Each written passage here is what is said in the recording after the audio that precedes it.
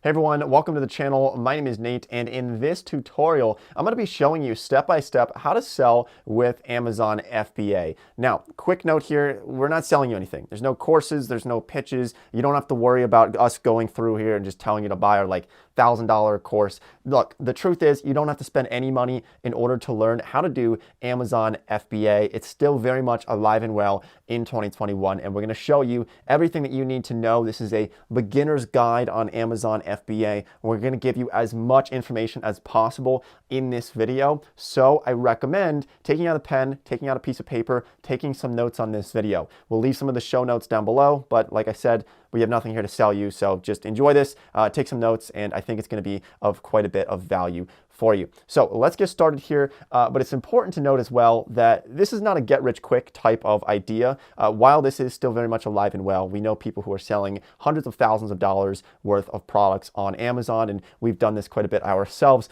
But this is not a get-rich-quick scheme, okay? This is not something that tomorrow you're going to wake up and you're going to have $10 million from selling products on Amazon. This is very much a long process. So hopefully, if you're watching this video, it's with my hopes that maybe you already have a job or you're already in school, you already have something going on. And what I want you to do is hopefully start to do something like this on the side, right? Start to build it up over time. You start to learn from your experiences. And this is the best way to go about this rather than just trying to jump into it full time right off the bat, but rather build up over time, learn from your experiences over time, launch one product, then launch another one, then launch another one over the course of the next couple of months. That's what we would suggest doing rather than just hitting it, running and just going out and trying to make a ton of money within the next couple of weeks. It's going to be really difficult to do that, and we don't want to see you lose your shirt by getting in over your head too quickly. Okay, so let's start here. But first of all, let's just discuss a couple of things that we're looking at here in the big segments. First of all, we're going to look at how to find products. We're going to talk a little bit more about Amazon FBA and essentially what it is, but then we're going to talk about how to find products, right? How do you find products that have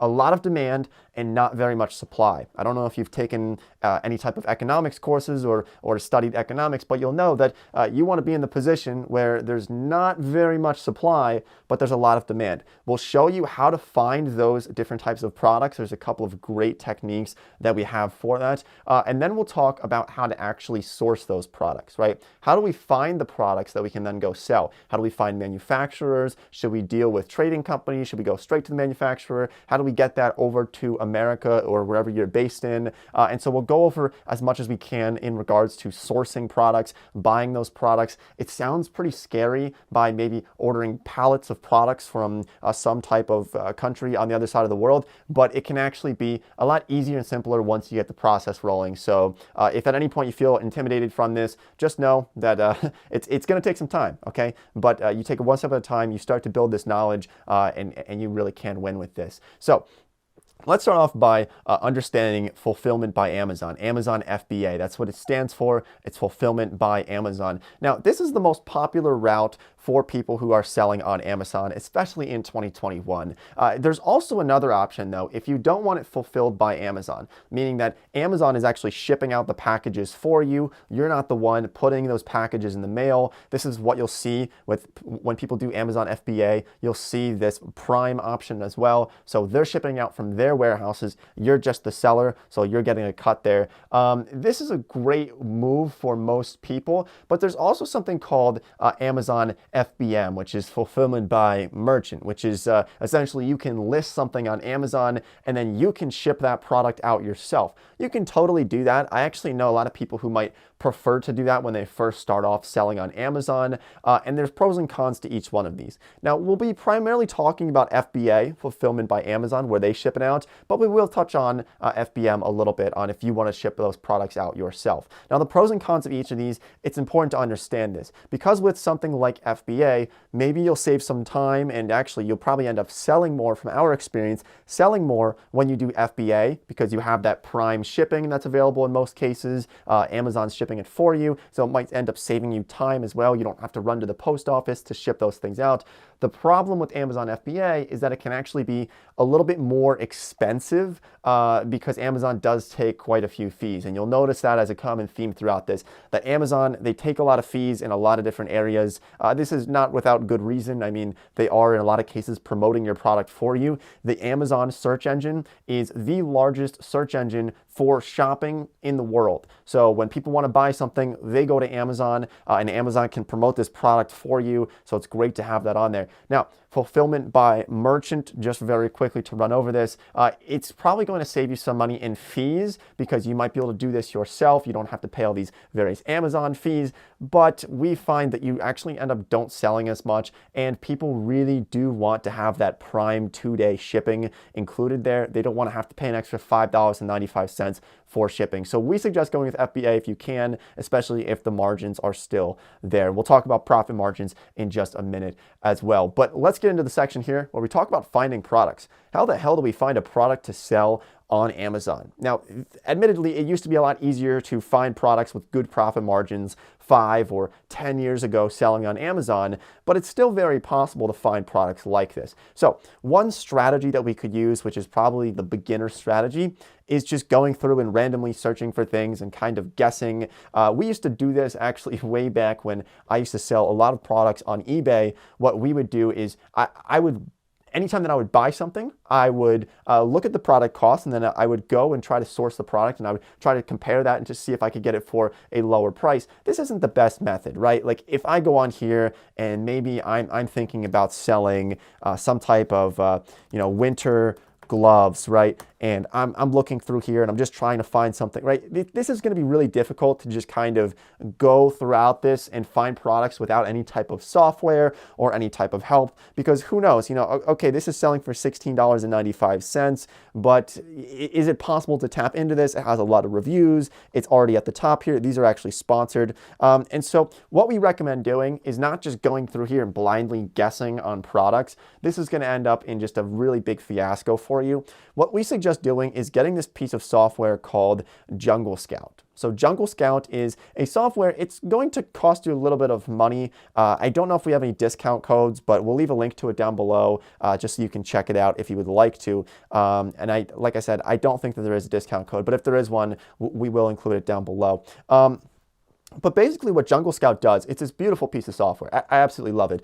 That really what it does is it'll show you the average monthly sales on average. They're obviously extrapolating a lot of this data. They don't have all of this data on hand, but they're doing as much as they can to give you this information. This is the #1 tool for sellers on Amazon. I mean, it's an absolute beauty of a tool here. But we can see the average price for winter gloves, $19.16. We can see the average amount of reviews, but then we can also see the opportunity score here, which is not very good. It's in high demand, but it has a lot of competition on this as well. So seeing this, we're probably not going to want to go and start to try to sell winter gloves because it looks like this market here is already kind of flooded. The profit margins aren't that great. As you can see, some people are on average might be losing money. Some people might only be making a couple of dollars. This is just all, of course, just an estimate from Jungle Scout. But this piece of software, we can look through and see their price. We can see their average monthly sales. They're obviously selling a ton. Most of these are selling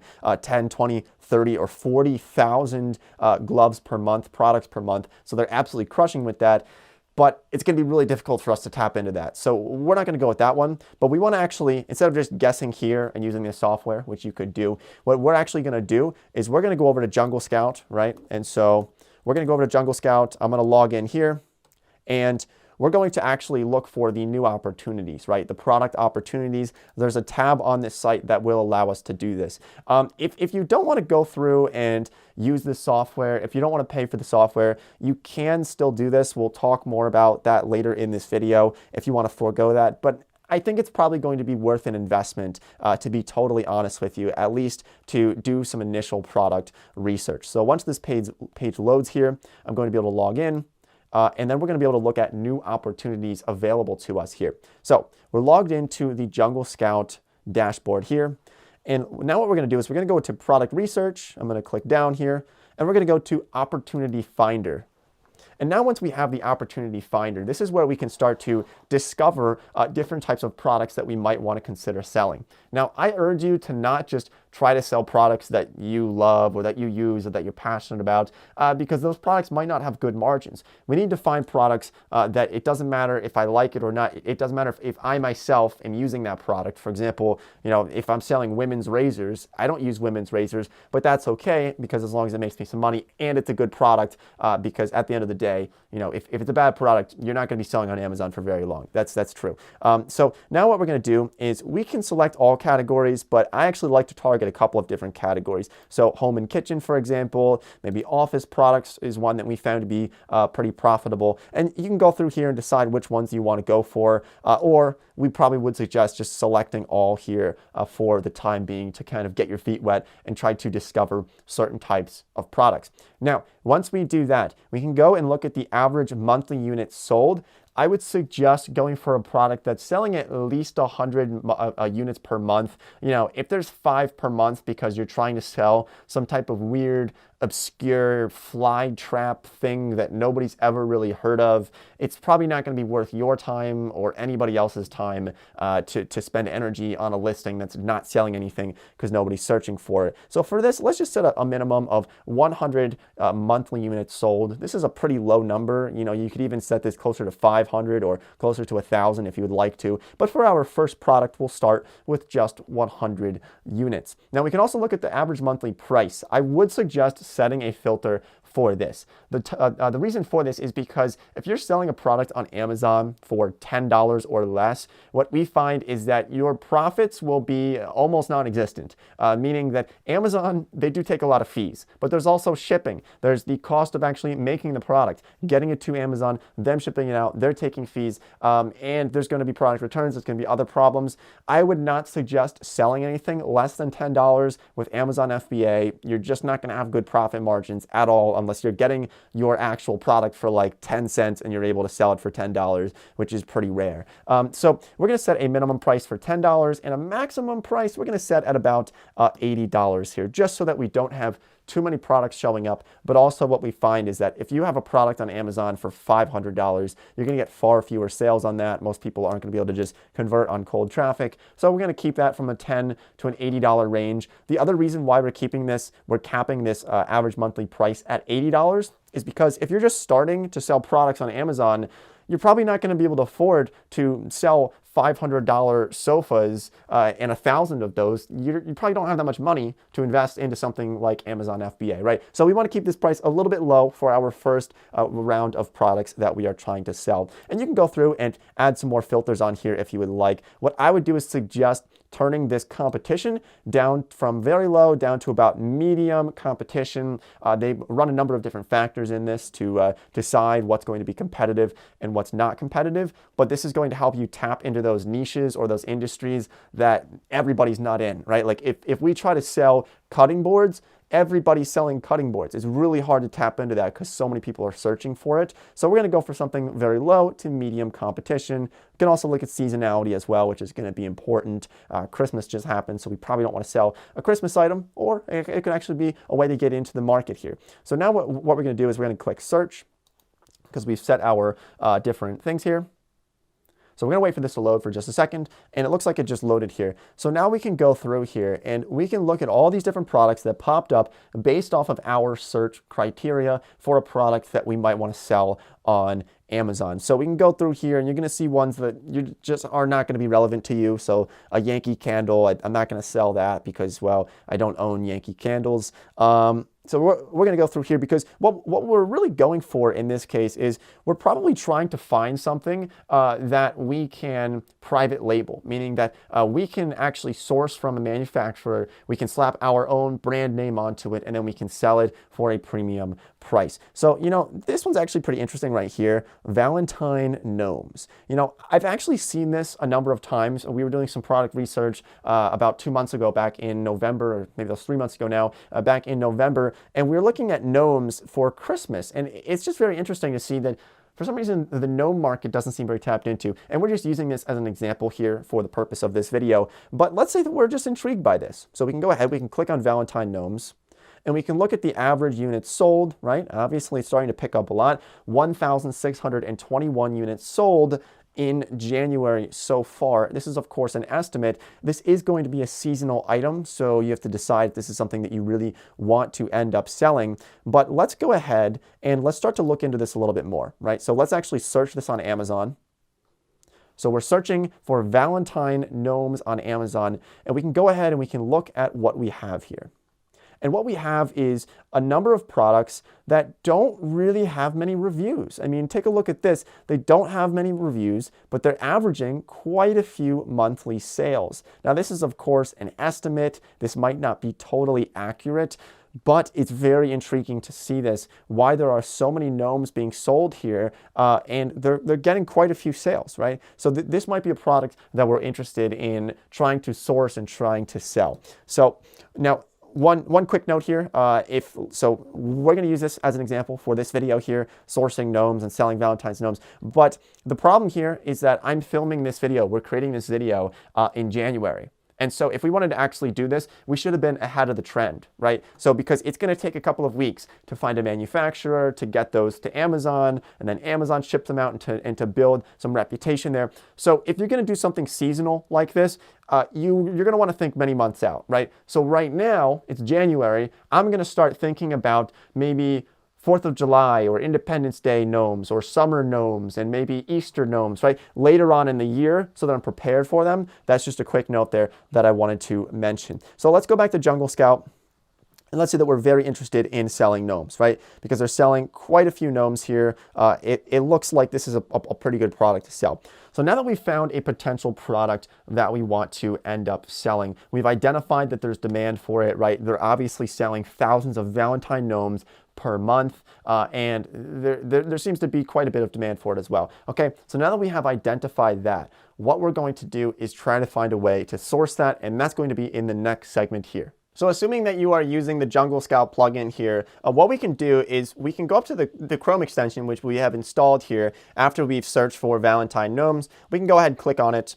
And this is just another view that you can have here. So with an average of 1,672 monthly sales, what we're really looking at here, though, is the spread here on the different products that are being sold, right? So these are all different brands here, and they're all likely selling thousands of different gnomes, right? So they're obviously selling a lot here. Their monthly revenue for an example here is well over $50,000. I guess a lot of people like gnomes. I don't know, maybe old people.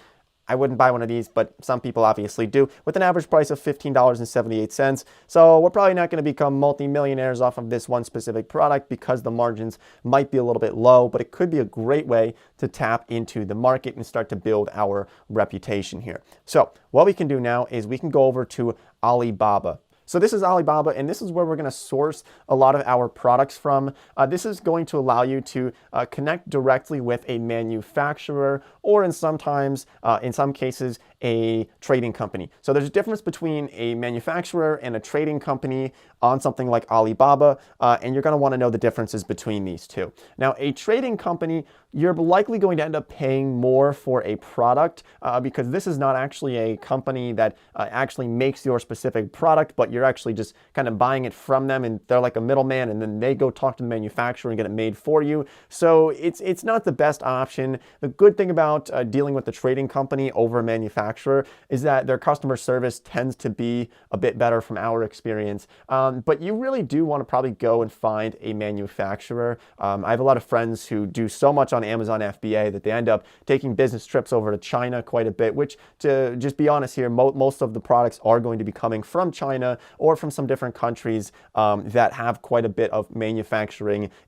infrastructure in those countries. Okay, so let's go ahead and let's search for the product that we've just found on Jungle Scout. We might not still sell this, right? We still need to do more research and see how cheap can we actually source this product for. Now, one thing that we want to sort of use is like a quick and dirty rule of thumb that we like to do. It's called the rule of thirds. So let's say that we're looking back on these different Valentine's gnomes, and we're seeing that the average price is $15.78. So what we want to do here is, if we're using the rule of thirds, which means that 1/3 of your price here is likely going to be going towards the cost of the product. So perhaps $5 or less we would want to have for the product. 1/3 of that goes towards Amazon, right? Amazon takes a lot of fees, their referral fee, their FBA fee, their long-term storage fee, and also a seller membership of $39.99 per month. So they take a lot of fees. But with the rule of thirds, we have that first thing, which is the cost of the product. That might be $5. Then we have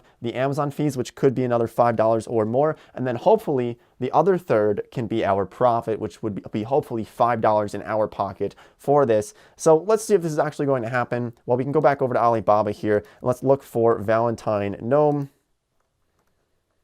And let's see what we can find here for Valentine Gnome, right? So let's look this up here. So for Valentine Gnome, we're going to have a bunch of things pop up here. And this is a interesting looking creature of a gnome, but it looks like we can get them for about $2.63 per piece with a minimum order of 500. Now this is probably from a trading company. We can go through here and look at it. Specifically, we can look at actually this company here, but let's scroll through and let's see if we can find something for a better price or just a better option here, right? So, you know, these actually look kind of cool, I suppose, and these are relatively cheap, $1.37. We can go through here a little bit more. You know, is there anything that we really like? I kind of like these. I think these actually could sell pretty well. So let's go ahead and let's click on these.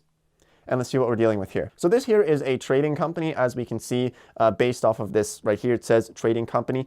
So we're probably not going to source them from here. We're going to want to find a manufacturer. But let's go through here and let's just read a little bit about the company, right? And some of their different things that they have available. So what we can do, and what I suggest doing, is ordering from at least 3 to 5 of these different manufacturers, or if you buy it from a trading company, you want to order these and source these from a couple of different ones. And when I say this, I don't mean you should be ordering thousands from each different supplier, but rather you're going to order a sample from each one of these companies, right? So go ahead through this, and what I think you should do, and what we like to do, is pick 5 different companies where we say, you know, this might be a good one here, or maybe we like this one here for only 20 cents. That's extremely cheap, a little bit too cheap in some cases. You want to be careful on how cheap they are, because sometimes if you're just going for the lowest price, you might get some pretty bad quality. But we're going to order a sample from each one of these 5. And the way that we're going to do this is we're going to send a message to these companies. So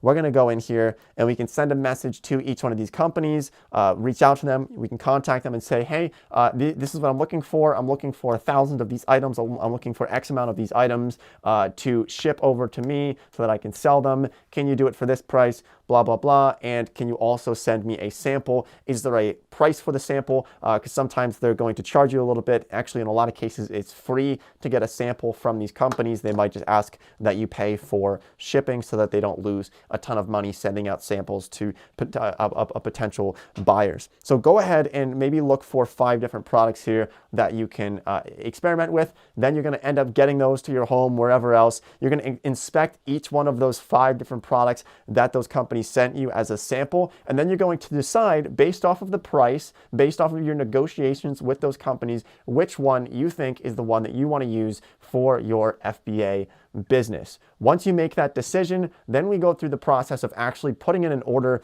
with one of these companies. Now, in most cases, we end up just wiring money to these companies, and in a lot of cases, you're going to do 30% upfront, and then you're going to pay 70% once that product gets shipped. But you can, of course, negotiate these terms. I've seen people pay 50% upfront and then 50% once the product is shipped. But that's really going to be the way that you can source products. You can deal directly with manufacturers if you want to private label something.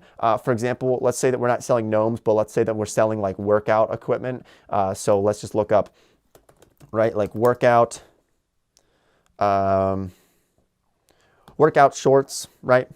And we can find something like this, and then perhaps we can end up actually private labeling these, meaning that we can work with the manufacturer to slap our label on the side of these shorts or on the side of these leggings or anything else in here, right? And so this is also another option that people like to do, because this can actually build your brand as a whole, and then you can end up selling these brands. I mean, I've had friends who have sold their brands. They've built businesses on Amazon FBA. They become very popular. People start to recognize that brand name, and then they're able to sell this brand, just the IP, the brand name itself, for hundreds of thousands of dollars because it's a very reputable brand and they own some of those spots at the top of the list on Amazon searches because they've made this great branding for all their products. They've slapped their brand on there. They've worked with the manufacturer. So that's what we suggest doing for that. But let's go a little bit deeper into this here. So once you discuss your different deals with the manufacturers or the trading companies that you're working with through Alibaba or through some other type of source, then what you're going to do is you're going to actually discuss how those products are getting shipped to you. This is an important step of the process because we have two different options. Unless the manufacturer is right down the road from you, you're probably going to have to get this stuff shipped to you from the other side of the world in most cases. And in a lot of cases, this is coming from China. So we really have two big options here. The first option is to have this product shipped to you via by sea, right? So if you're shipping products by sea, we find that the average price that it's going to run you, from just our experience here, tends to be roughly like 25 cents to 50 cents per pound. It really depends on what you're selling and how much space it takes up as a whole as well. But you can end up getting a lot of products over by sea for relatively cheap in terms of shipping. The problem here, if you're getting your products shipped from the manufacturer to Amazon by sea, the problem here, it can take a pretty long time. I mean, we're talking a couple of weeks. These are coming over on big ships across the ocean, across the Pacific.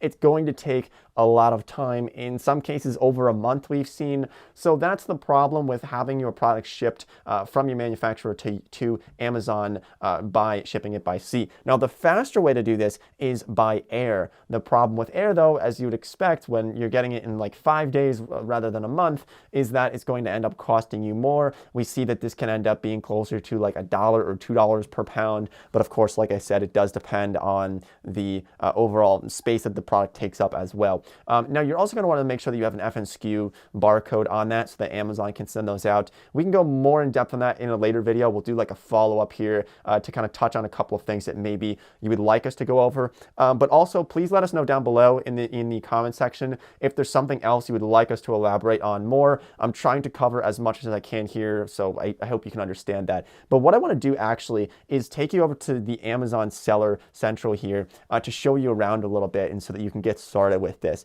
Now, the thing we have to know about this is, like I said earlier, Amazon, they like to take their fees. And one of the fees that they take is an overall seller fee just to even allow you on their platform. So you can either have the individual plan here or you can have the professional plan as an Amazon seller. Now, pretty much everybody that I know has the professional plan, which is going to be $39.99 per month. Or you can do the individual plan. Now, the problem with the individual plan is that you're paying per item sold. This can really end up costing you a lot of money. So, you know, maybe you want to start with the individual plan at first when you just get started because you're not selling many products. But once you start to sell like a dozen products or more, then you would want to switch over to the professional plan as an Amazon seller. But I do suggest you go to this page. We'll try to link to it down below and go ahead and look through some of their different things that they're taking here, their different fees that Amazon takes. They actually help you estimate your Amazon sales margin. So you can go through and look at the different referral fees that they have, right? So every time that somebody's buying a product, it depends on the category in which they're buying the product, but you're basically paying Amazon or somebody else as a referral fee for bringing somebody to your product. Remember, Amazon's one of the largest search engines in the world, so you're going to end up paying a commission to other people or companies in order to actually have people buy your products, right? So here's just a nice list of all the different things, right? If we're selling beauty products, we're paying, it looks like 8% for products with a total sales of $10 or less, and then 15% for more items. What you're going to notice, though, is that the general trend is that these referral fees can be about 15% of our total price that we're selling these items for. So keep that in mind. Some can be lower, closer down to about 8%, even in some cases, computers only 6%. But in a lot of cases, you can end up paying 15% as a referral fee to Amazon, okay? So once we've done that, let's talk about what makes a good listing, because we're going to wrap up here soon, but we want to go over what makes a good listing here. So let's go back to these products here. Let's go back to the gnomes and let's take a look at some of these gnomes that are selling, right? So let's go ahead and let's look at these gnomes. Let's go to the first ones that are popping up that are not sponsored. So let's take a look at these right here. This is a 2-pack of these little gnomes. Now, what they're doing here is we can look through and we can see that they have quite a few words in their title. This is something that we've been doing for so long. You want to stuff a lot of keywords into your title. This is going to be a great tactic. If you just had a title that was Valentine's Day gnome, and that was it, there's no other title to it, you're going to end up missing out on a lot of opportunity. So you want to do some keyword stuffing here, as many as you can that are relevant keywords. If you want to learn more about what keywords you should be using, you can do two things. You can look at your competition and you can say, oh, well, I'm going to borrow some of these ideas, right? Don't totally copy other sellers. That's just not very cool. You don't want to be that person, but you can borrow some ideas, right? You can switch around the order. You can decide, you know what, I'm not going to have Santa doll in there, but I am going to change this to Valentine doll perhaps, or something. You know, just start to change things up there, and you can borrow those, or you can go back to Jungle Scout and you can go up to your keywords and you can start to look for different types of keywords, right? So keyword scout, and we can start to look for things that are related to that. So we can type this in. Let's look up Valentine gnome and let's see what comes up here, and we can search for it.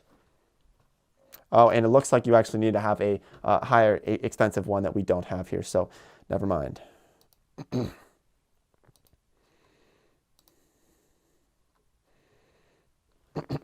So once you've stuffed in quite a few keywords into your title, you're also going to want to look at your description here. Now this one's very interesting. I've never seen emojis really in descriptions very much, but I actually kind of like it a little bit. This description's not too bad. They're obviously giving you quite a bit of information, but there's definitely a lot going on here. What we actually like to do, let's see if we can find a different one here, because what we like to do for our descriptions here, yes, the bullet points are very good, but what we like to do is have all caps for the first couple of words and then follow it up, right? So they chose to use brackets here. This is also another option, but what we do is, for example, we might say perfect Valentine's Day gift, all caps, right? It's all in caps, and then the following sentences are in regular text, how you would normally see it, right? So this is not bad. I like how they're doing this.